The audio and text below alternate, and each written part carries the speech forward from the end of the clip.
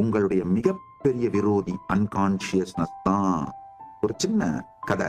ஒருத்தர் அவருடைய ஆபீஸ்ல லஞ்ச் பிரேக் வந்த உடனே அவருடைய லஞ்ச் பாக்ஸை திறக்கிறாரு. ஃப்ரெண்ட்ஸ் எல்லாம் உட்காந்துருக்காங்க. திறந்துட்டு ஐயோ இதே கத்திரிக்காயாச்சே அப்படின்னு அந்த கத்திரிக்காயை சபிச்சுட்டு சாப்பிட்டுறாரு. மறுநாள் லஞ்ச் பாக்ஸை திறக்கிறாரு. அதே மாதிரி அவங்க ஃப்ரெண்ட்ஸ் எல்லாம் உட்காந்துருக்காங்க. அடச்சி இதே கத்திரிக்காயா அப்படின்னு கத்திரிக்காயை சபிச்சுட்டு சாப்பிட்டுறாரு. மூணாவது நாளும் லஞ்ச் பாக்ஸை திறக்கிறாரு. அடச்சி இதே கத்திரிக்காயா அப்படின்னு கத்திரிக்காயை சபிச்சுட்டு சாப்பிட்டுறாரு. அவங்க ஃப்ரெண்ட்ஸ்க்குலாம் ஆச்சரியம் தாங்க முடியல. என்னையா உங்களுக்கு பிடிக்காத கத்திரிக்காயை உங்க ஒய்ஃப் ஏன் தினம் குக் பண்ணி உங்களை டார்ச்சர் பண்றாங்க அப்படின்னு மெதுவா முணுமுணுக்க ஆரம்பிச்சாங்க. ஆனா யாருக்கும் அவர்கிட்ட கேட்கறதுக்கு தைரியம் வரல. இப்படியே ஒரு 4 நாள் ஆச்சு, 5 நாள் ஆச்சு.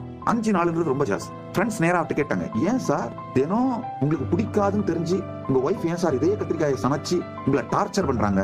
சொல்லுங்க சார். ரொம்ப பொறுமையா சொன்னாரா, நீங்க வேறங்க, நானே தாங்க சமைக்கிறேன். நல்லா புரிஞ்சுக்கிட்டேன். சமைக்கிற நேரத்துல நமக்கு பிடிக்காத ஒண்ணு சமைக்கிறோன்ற அளவுக்கு கூட கான்சியஸ்னஸ் இல்லாம இருக்கிறது எதையோ ஒண்ணு சமைச்சிடுறது.